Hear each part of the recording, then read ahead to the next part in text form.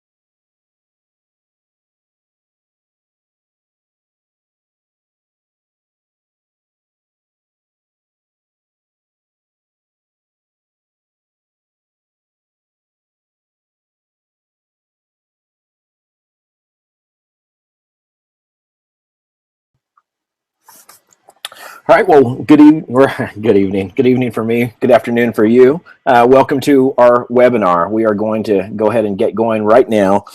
As you can see, the name of the webinar is How to Profit from U.S. Property Without Leaving Your Home, and it talks a little bit more about the grass being greener. I think when the announcement went out for this webinar, it said the grass is in fact greener on the other side. You know, I can't help but laugh when I hear this saying. This saying is actually true. Some researchers actually looked into this. The grass is in fact greener on the other side. That is, of course, the other side of the street. Now, what they discovered is the view of the grass from across the street gives the appearance of actually looking greener because you're looking at it from the side of the blades of grass, which are broader, rather than standing over the top looking down at your own grass where you see only the tops of it. So now the big question is the real estate investment grass greener here in the States? This afternoon, I'm simply going to share with you some of the reasons why Australians are investing here in the US. So today we are going to cover the process. There's a process for everything, including buying in the States. Having this process will save you countless dollars and prevent novice mistakes from occurring. Before we get going, let me share with you a story. You know, a few years back, I was reading about these surgeons, these medical surgeons, these that do these medical procedures on other humans. There was a certain point where the death rate was very high and no one could understand why. As they started looking closer at it, the first place they looked was the process of doing surgery. They realized surgeons, they knew what to do. They had the skills and the training, qualifications. They knew exactly what to do, but they did not have a set process in place for the way they did it. They needed a set process. They needed actually a checklist to remind the surgeon to, believe it or not, to make sure that they removed all of their medical tools and bandages and all of that medical stuff from inside the human that they were operating on before they sewed them back up. Isn't that amazing? Even brilliant surgeons need a system and a process for every action they do. You know, we as investors, we're no different. We must have a process we abide by for evaluating and selecting and finalizing on investment property. We must know what we're looking for. You know, none of us walk around aimlessly. We are always looking for something. That something could be our car keys, could be kids' favorite toy, could be a project for work. We're always looking for something. How do we buy investment real estate if we do not know what we're looking for? You know who is great at finding out what they're looking for is journalists. They know how to ask all the right questions. Today, I want you to be that journalist. I want you to ask all of the tough questions. At the end of this webinar, we're going to go ahead and open up for questions from you. This is a live webinar. You can text, chat all of those questions in. During the webinar, I want you to talk. I want to actually take you through the discovery of a journalist and walk you through the process. I want to help you discover what you're looking for. So let's discuss. What can you expect as you're listening to this webinar? If you don't know me, you will know me soon. I prefer agendas, so I'm going to lay out an agenda for our webinar. We're going to talk about the why. Why are you investing? We're going to talk about the who. Who are you working with? We're going to talk about the what. What are you investing in? The where, and where. It'll make sense when we get there. And the when. When, the when of investment timing. And of course, the how to make all of this come together. You ready? Let's get started. Let's go ahead and start with the why. Why are you investing? You know, every person has their own reason why they want to be the investor. As complex as some investments are or can be, this really comes down to two basic fundamentals. You are investing to protect your money or grow your money. The majority of investors are in the grow your money category. Some investors grow their money through long-term and patient capital growth. Some investors grow their money through positively geared properties.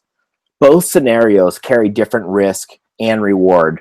So for you, are you going into an investment that is a long-term investment where you expect capital growth over the coming years? Or are you going into an investment that is going to provide you with cash flow right now? You know, capital growth is a good reason to invest, but if you are adverse to any risk at all, then capital growth cannot be the entire focus. Capital growth does not protect you from catastrophe. Cash flow does. As I think about a cash flow investment, I think about property. I think about I think of it like insurance. I think about property like insurance. Insurance is something that we all buy. We buy insurance to protect our cars in case of an accident, our homes in case of a fire, our health in case of sickness, but none of us have insurance for our livelihood, our income. This is what I sincerely believe investing can do for you. This can be your livelihood insurance, your safety net. What happens if you do go into the hospital for 3 months? What happens if you do get into that car accident and cannot work? Have any of you flown on an airplane recently? You know, they say when you're getting on this airplane, you get buckled in, they say, in case of an emergency, an oxygen mask will drop down. What do they say to do with that oxygen mask next? Do they say to save the children first? Actually, on the contrary. They say, save yourself first, secure the mask first to you, and then, after that, help the child next to you. We as investors need to get our own livelihood straight first. We need to be protected. It makes no difference what your age is, how much income you currently have, or how much income you want. Just need to start moving in that direction. So what does that look like? How do we get that livelihood insurance, the income protection insurance? It starts with our needs. We need to know what our needs are. What are your needs? How much do you need to survive? I have clients who say their number is $3,000 a month. I have some that say it's $5,000 or $10,000 a month. Your exact number is completely irrelevant. What is relevant is that you have a number so you know exactly what you need to get there. Your number and how quickly you intend on arriving at that number can narrow down which city you invest in here in the States. So the type of property that you invest in, how many properties you actually buy. So this brings us back around to the why. Why are you investing? You are investing for you. You are investing for the insurance of your livelihood and or your future. So maybe now you're considering your livelihood insurance as a priority, which brings us over to the who. Who do you choose to work with to help you get to your goals? You know, right now we live in an age of lots of paid professionals and consultants. Who do we consult with for good, honest feedback? If we have a legal question, we consult with an attorney. If we have tax questions, we consult with an accountant. If we have medical questions, we of course consult with a doctor. What about investment property? Not just any investment property, but investment property on the other side of the world. You can consult with a financial planner that has little or no experience in USA investment property and will simply advise you on an investment that he is familiar with? Or do you consult with a realtor in the United States? That's a little bit better, but do realtors understand renovations or know the rental market in the markets that they're actually working in? Our company, American Property Partners, exists because we are the expert in the space of USA investment property. We not only know the USA market, but we also know the quality of the renovations, the rental market, the differences between the US and the Australian market. We not only source properties in areas where we believe in, but we are one of the few companies you'll ever work with that actually own investment properties in the same areas we're asking you to invest in. We work closely with the teams that are accountable for the quality renovations and property managers who find good tenants. We work with you on every detail from basically start all the way to finish. We help strategize your current and future portfolio. We help you get financing in the USA with, we can help with the structure which protects your assets. Our goal is not to simply make this process of buying investment property in the US a turnkey solution. That's just part of it. You know, look, investing in real estate is not a no-risk investment. There's no such thing. However, we've helped a large number of clients select the right properties for them, obtain financing, build portfolios, and with the experience that we have here, the risk of the transaction itself is mitigated as a result of our experience. So, who you work with as your trusted advisor could make the difference between a performing investment and a non-performing investments. So, this brings us to the so what are you investing in? Knowing the what of what are you investing in. This is one of the imperative pieces to making a good selection. So the question is, so what are the whats? The whats are your criteria. Your criteria is made up of things that are the most important to you. This criteria should line up with how you want to build your portfolio. This criteria should be something that you know you want. Let's be honest, before we met our significant other, we had a criteria. Maybe you wanted the other to be tall, maybe good looking and smart. Maybe you want them to have a similar upbringing as you. And when you found that person that met your criteria, you knew you had a keeper. All right, maybe I won't get so personal. I'll get away from that. How about when we went and bought a car? Maybe you wanted a convertible, a red car. So when you went to buy your car and someone offered you a blue family van, it clearly would not meet your criteria. Your criteria was a red convertible. Why would you want a blue family van? You knew your criteria before you ever arrived at the car lot. So what is your real estate investment criteria? You know, years ago I remember getting into a car with a realtor. This was a realtor who was a friend of mine, and I joined her in her car with some clients. And she turned around and brilliantly looked at her clients and said to them, write down the 10 things you want about a home for your family. Everything you've ever dreamed of, everything that you want that's important to you. She got the list and said to them, today, if we find a house that has your top 5 or 6 things you want, we're going to take it, because we could spend a month in this car together and we will never find a house that will have all 10 out of 10 things that you want about it. We must have a criteria. That is setting a very realistic expectation and forces us to focus on what is really important to us. So what are some of the criteria that may be of importance to you as an investor? I try to keep this simple. As an investor, I look at this as a two-tier criteria. Tier 1 is about the investment, about the actual investment. Tier 2 is specifics about the property I'm investing in. In Tier 1, we look at what the criteria would be that's important to us in our investment. Possibly that's the gross return, your ROI, your gross return on investment. Maybe the stability of the property, maybe the cash flow, maybe the capital growth, maybe the liquidity, like the saleability of the property. How easy is it to sell it down the road? That's Tier 2. So in Tier 1, what are the top 2 that are the most important to you? For example, if you said your criteria was cash flow, I'm sorry, in Tier 1, what are the top 2 that are most important to you? For example, if you said your cash flow as your number 1 and stability as number 2, then there would be no reason to be distracted by properties that are in a transitional neighborhood, for example, that would have maybe the probability of solid capital growth but not stability, neither of which were amongst your top two. Your top two was cash flow and stability. In tier two, you look at your secondary criteria. This is a backup criteria. This is a supporting cast to your tier one criteria. You don't even get to tier two until you've cleared tier one. Tier two is you're looking at the secondary criteria. You said in tier one that you wanted a stable property with positive cash flow. You're only looking at properties that are stable with positive cash flow in order to get to tier two. In tier two, you look at the secondary criteria, specifics that are important to you about the property you are buying. This could be the age of the property, the quality of the renovations, the size of the property. These supporting circumstances do not make or break your decision, but merely support it. As you can see, the process that we work through with you on every single property, we leave nothing up to chance. We can control during the buying process.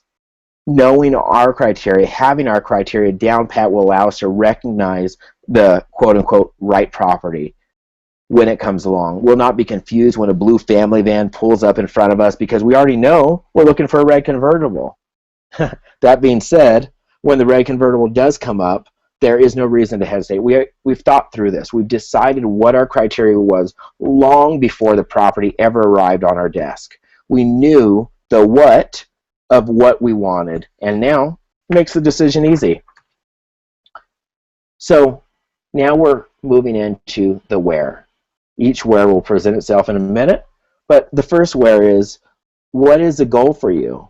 When do you plan on arriving at that goal? We have to have a roadmap for our arrival. Again, none of us walk around aimlessly. We have a map to get to where we're going. If you have set out the number that you need / want each month or year as your income livelihood insurance policy, then we just simply need to back into that number, into the number of properties that you need to get to that annual or monthly number. So let's do simple math. Let's say that number arbitrarily was $3,000 a month for you. That was the number that you needed to maybe subsidize your income that you're going to be getting. Maybe it's the all-in number that you actually need.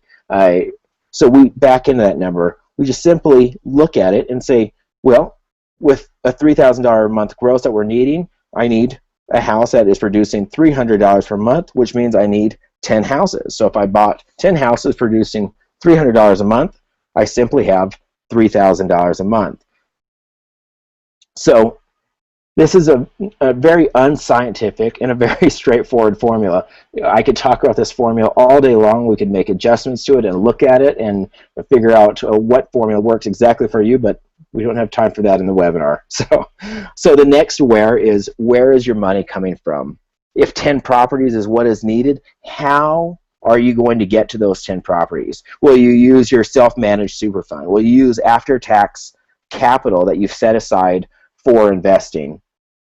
How are you going to get there? Where is the money going to come from that you are using to invest to get to your livelihood insurance policy?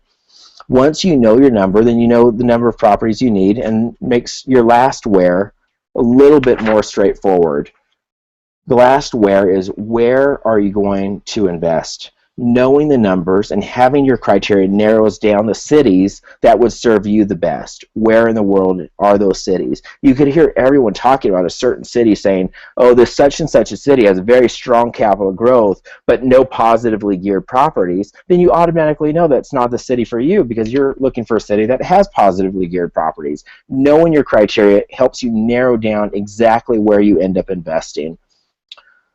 So brings us into the when. When is a good time to invest? Get this question frequently. When is a good time to invest? Investing doesn't have an expiration date on it. I remember a friend of mine always tell me, Sky, real estate is a very forgiving business. Today you may be the village idiot, but tomorrow you're going to be a genius.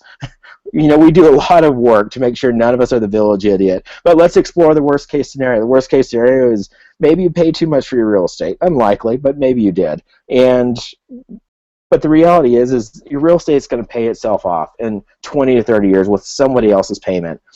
All these properties are positively geared, and in 20 or 30 years, it's going to be worth, on average, statistical number, 75% more than you paid for it. The best time to start is now. That is always the win. The win is right now. So we are talking still about the win, W-H-E-N, win. When the part of the win is about timing. The most crucial part about the win is being able to make a decision. Every single real estate market we source properties in all have capital growth potential, which means if you looked at a property 1 year ago and did not make a decision then to invest, you not only lost the capital growth and the cash flow for the last 12 months for that property, but today you are paying more for that same property, which means more money down, less money back. Some investors suffer from what I refer to as analysis paralysis. They keep evaluating. They think the next deal that comes across will be better. Look, every single market has different demands on it. Investors worldwide are investing in real estate. The only competitive edge you will hold is your ability to make a decision on the property once you know it meets your criteria. Most investors don't have a criteria that they abide by. They evaluate every deal, and it's painful and time-staking looking at every single deal as it comes across, trying to figure out arbitrarily and impatiently if it meets your criteria. Your competitive edge is having your criteria decided in advance before that property ever comes across your email. Well, other investors are trying to figure out if it is the right property for them. You're already going to know. The win as in when is the right time to buy, is crucial to being able to get your property for your portfolio. You know, in certain markets here in the States, properties that are coming available will not remain available for more than 24 hours. 24 hours. This is not a sales tactic. This is a sales fact. This is just the demand of the real estate market. It's not that way in every single market, but a few markets here, it is that way. You're competing against other investors who are tired of losing money in the stock market, are tired of negatively geared properties, and are trying to to basically position themselves in a place of security just as you are by investing in positively geared properties that can contribute to the security of their own livelihood. So finally, we arrive at the how. How do we make all of this come together? So the question is do you have to come here to invest? I've got a lot of clients that ask me, do I have to come to the U.S. to actually buy property? Well, my answer always is it'd be great if you came here. If you feel remotely comfortable over the phone as you and I talk and strategize over your portfolio and come up with your criteria, you're going to feel 10 times more comfortable actually coming here. The reality is 1 out of every 10 clients I get to meet face-to-face. The other 9 buy sight unseen. Some of them are getting financing, some of them are paying cash, but the reality is most clients don't get to come here to the States to choose their property. And that's the reality. So how does the process of investing work remotely from Australia, where you sit right now, possibly? Number 1, we'll go through the steps. It's very simple. Don't worry, there's not 10 steps. There's, I think, 5. Step 1 is determining your criteria. What is your criteria? The location, the numbers, the stability, tier 1 and tier 2. This criteria will, you and I will spend time working through this criteria. You're already going to know it. I can't tell you what your criteria is, but figuring out the criteria that fits your portfolio and figuring out how it fits your portfolio, that is step 1. We don't even talk about property until you know what your criteria is. And we can work through that over the phone. You can work through it on your own with your significant other, however you want to do it. Step 2 is organizing your financing. This is an area that we are quite skilled in and help quite a bit with through our Loans USA. We've got a number of lenders that are able to work with you as an international investor loaning on property in the States. We've worked hard on developing these relationships and these loan programs, and it allows you to leverage your capital into multiple properties rather than into just one. So step 3 is the property review. This is a pretty crucial step. In the property review process, I have you familiarize yourself with the properties in the area that you're most interested in. So if your criteria narrows you down to a couple of cities, you and I are going to review a fair number of properties in those cities. And we're going to look at your criteria and try to narrow down from there what you really like and dislike. And then that takes us right into step 4, the property selection process. Once we know you like houses built after the year 1980 that are producing a 8% gross annual return, whatever your criteria is, houses that are the color blue, whatever your criteria is, that is what your property selection properties will look like. So in step 4, you are going to be reviewing properties that meet your criteria as closely as possible. My goal in giving you these properties is to make your decision as difficult as possible, because I want every single one of these properties to meet your criteria. This is your final review. The properties that you're now reviewing meet your criteria as closely as possible. You and I are going to discuss every single one of these properties in excessive detail. We'll filter each property through the specifics of your Tier 1 and your Tier 2 criteria, the age, what type of renovations were done. At the end of that property selection call, we're going to know. We're going to know unequivocally the properties that are the right fit for your portfolio and move forward with the paperwork for purchase. Very straightforward. Step 5, our last and final step, is the due diligence and the settlement process. In this process, this is the financing portion. If you're getting financing or paying cash, this is your due diligence portion, where we're getting building inspection reports. The lender is getting appraisal valuations done on the property. This process generally takes 4 to 6 weeks. This is a part of the transaction where if you are getting financing, you are heavily involved in gathering supporting paperwork about you and your financial position. At the end of the 6 weeks will be settlement, and you will be the proud investor of a cash-flowing, positively geared property in the States. So that's it. Those are your 5 steps for the webinar. You know, during these webinars, I work hard to make sure the info we're providing you is relevant and is shared from a place of experience and not just personal opinions. At the end of each webinar, I share with you my personal take, and here it is. So this is my personal take. You know, real estate investing is not without risk. It comes with risk, or it would not be an investment. With that risk comes reward. This reward is in the form of safe and secure capital growth. It is in the form of you taking control over your income and creating a livelihood insurance policy for yourself.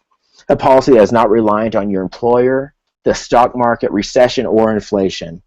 You know, years ago, I lived in a real estate market just like the Melbourne or Sydney market, where capital growth was the name of the game, and every property I owned was negatively geared, every single one.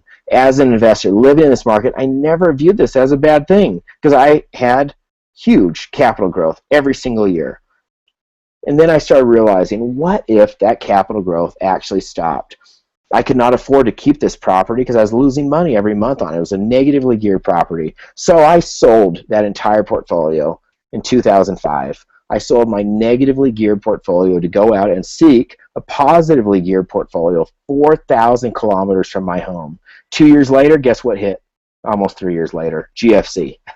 Yes, all of my friends, family, colleagues who were in real estate investments, who owned negatively geared properties, lost them. They lost the properties. And they were all capital growth properties. And that's what their focus was. GFC was real. We all remember it. GFC would not have been nearly as devastating for real estate investors if the income on the property covered the expenses on the property. The fact is, it did not. In addition, not only did these same investors own properties that were negatively geared, but they also did not have the cash flow from their property to replace their own income. They were reliant 100% on the capital growth. No one wants to think about another GFC or think about losing their job or getting injured in an accident that would prevent them from working. We all think it will never happen to us. No one will ever look after you better than you.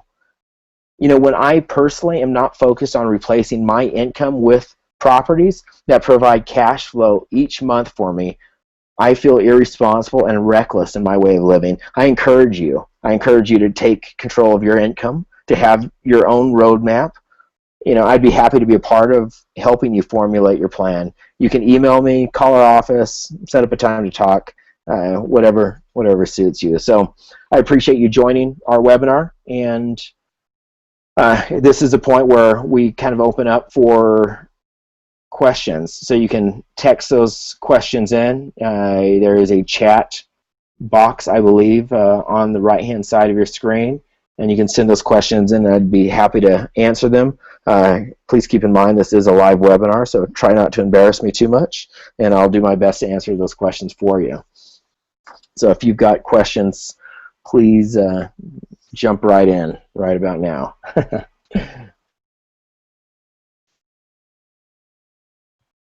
So I've got a screen coming up for you about one of our upcoming workshops there in our office in Melbourne, February 10th, and then we also have a couple of property tours coming up where clients will actually fly over from Australia, and we've done a number of these, and good camaraderie and a group of investors, and we get to tour properties and look around at the city, meet the property managers, and set up bank accounts, and do everything that we need to do in each city to help you get your portfolio set up. So any questions at all? Any questions coming in? I think that we've got either a shy group, or I have covered the information so thoroughly that we don't have questions coming in. Here we go. We got one now. So good question. So the question is am I against markets that are all capital growth? Great question. No, I'm not against markets that are all capital growth. Again, this kind of goes back to your criteria. What is your criteria? If your number one criteria is capital growth, then no, I'm not against markets that are capital growth. I think by the nature of capital growth, it tends to be somewhat of a speculative investment. None of us have a crystal ball. None of us can know for sure if that market is going to go up an X percentage per year for how many years. We don't know when the market is going to stop. We knew, the people that were paying attention to GFC knew GFC was coming. They just didn't know maybe exactly when, maybe they were ignoring the signs. The reality is that we knew that something was coming, and we just weren't, capital growth really put us in a bad position for those of us that were relying on it when GFC finally hit. So no, not against capital growth properties. I obviously favor cash flow properties, because in a cash flow property, it makes no difference what the real estate market does. Capital growth is monopoly money. It really is not real money until you actually go and access that money. So for example, I owned a property in the Florida market. I'm from the West Coast market in Oregon, right above California is where I grew up, and where I had a fair-sized portfolio, which I left to move out to the East Coast of the U.S. But my West Coast portfolio, I sold, and I kept a few properties in the Florida portfolio. My Florida portfolio actually lost a fair bit of money when GFC hit. It made zero difference to me. I had no intention of accessing that capital. The income on the property easily covered all of the expenses, and I was in a solid position because I was no longer relying on capital growth, because I had the income from the property covering all of my expenses, and my income never went down during GFC. In fact, the rental market became in such high demand it actually went up. So that's enough on that. So no, I'm not against capital growth as long as it's your number one criteria. I obviously do favor a cash flow property. So we do have, I've got a couple other questions that have rolled in.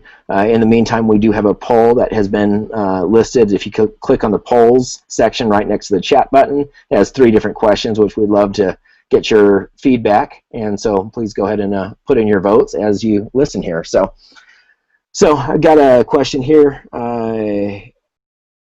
Let's see here. Can you give us some examples, Neil, thank you. Can you give us some examples of cities in the U.S. that you would recommend for capital growth versus income? Yeah, that's a great question, Neil. Let me do my best to take a swing at it. First off, just because we lean heavily towards cash flow does not mean the cities that we are involved in do not have capital growth. We don't go into a city that doesn't have at least the potential for capital growth. Let me give you some examples, Neil. Detroit, Michigan, not a city we're sourcing properties in, nor personally investing in. It's a huge cash flow market, but the capital growth of that market is pathetic. West Virginia of the United States, it's a state you probably never heard of for good reason. It's not a state you really want to visit. It's a state that I have friends that own property there that have been worth the same amount for the last 15 years that they've owned it. It's a flat market, zero capital growth, huge cash flow.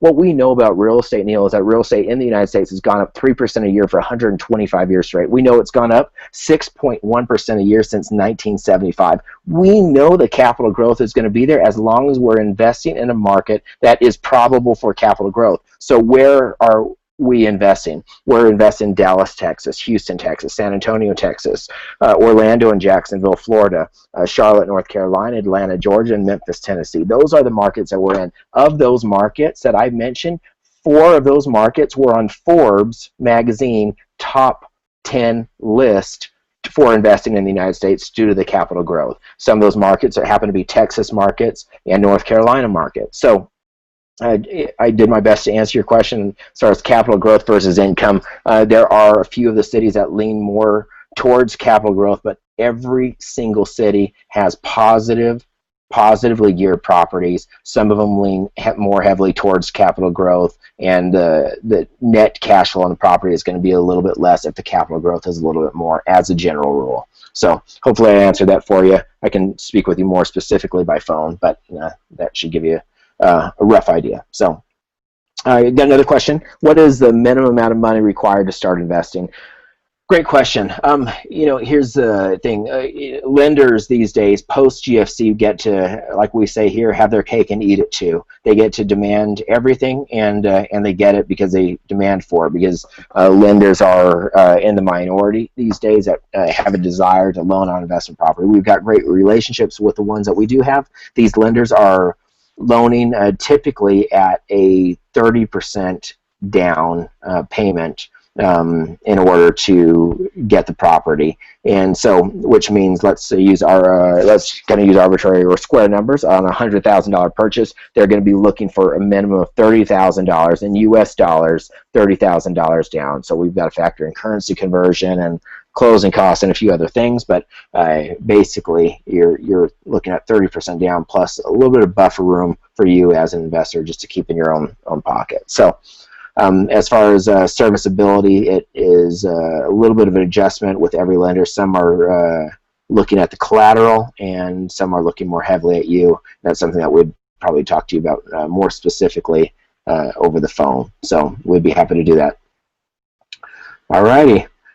Any other questions that are rolling in? Hopefully a few of you got a chance to go and put your vote in at the polls. Don't worry, there won't be any recounts on these polls. Once you put your vote in, that's it. So, let's see. Any other questions? All right. Well, thank you for the questions that have come in. You've done good thinking through them. Hopefully this has been a good webinar for you, and you've got something from it. I appreciate you attending, and I look forward to talking to you. My email address is on there, and you can always call our office as well, and we will be able to set up appointments with you. So thanks again. Look forward to talking to you. Have a good one. Cheers.